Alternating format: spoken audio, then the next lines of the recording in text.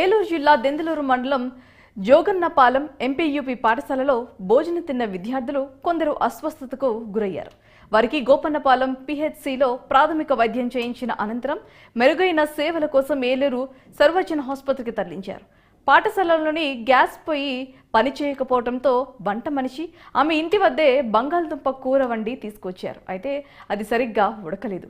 ఇది తిన్న విద్యార్థులు అస్వస్థతకు గురయ్యారు. వారిని ఉపాధ్యాయులు గోపన్నపాలెం పీహెచ్సీకి తరలించారు. వైద్యులు ప్రాథమిక చికిత్స అందించారు.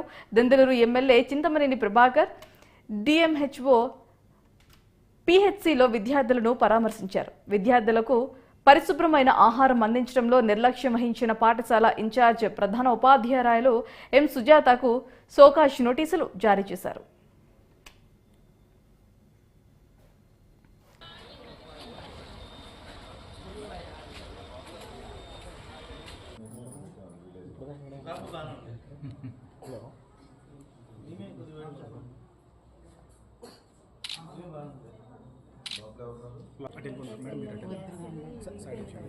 దెందులూరు మండలం జోగన్నపాలెం ఎంపీపీ స్కూల్లో 21 మంది స్టూడెంట్స్ ఉన్నారు.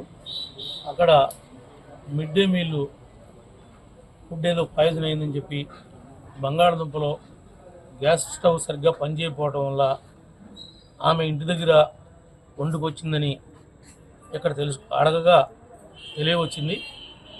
దానివలన కొద్దిగా పిల్లలకి టెంపరేచర్ రావటం, వామిటింగ్స్ కలగటం, ఇబ్బంది, స్టమక్ పెయిన్ రావటం, ఈ కారణాలతో 9 మంది విద్యార్థుల్ని ఈరోజు పిహెచ్సిలో అడ్మిట్ చేశాం.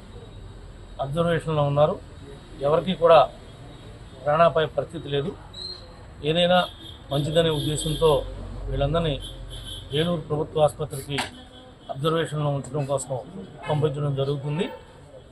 మరి ఇక్కడ ఉన్నటువంటి తహసీల్దార్లు కానీ, ఎంపీడీఓలు కానీ, నియోజకవర్గంలో కానీ, రాష్ట్రంలో ఎక్కడైనా కానీ ప్రతి వాళ్ళు విలేజ్కి వెళ్ళినప్పుడు కంపల్సరీగా స్కూల్లో ఉన్నటువంటి మధ్యాహ్నం యొక్క భోజనాన్ని పరిశీలించాలి ప్రజాప్రతినిధులు కానీ. అలాంటప్పుడు అందరిలో కూడా ఒక అవేర్నెస్ కానీ, ఒక బాధ్యత కానీ పెరగడానికి అవకాశం ఉంటుంది. కాబట్టి ప్రతి ఒక్కరూ ఆ రకంగా ప్రయాణం చేయాలని చెప్పి తెలియజేస్తూ, ఈ యొక్క ప్రమాదంలో, ఈ పాయిజనింగ్ విషయంలో ఎవరికి కూడా ఏ రకమైనటువంటి ఇబ్బంది కలగదని చెప్పి మేము నమ్ముతున్నాం. ఆ విధంగా కలగకుండా చూసుకునే బాధ్యత కూడా మేము తీసుకుంటాం.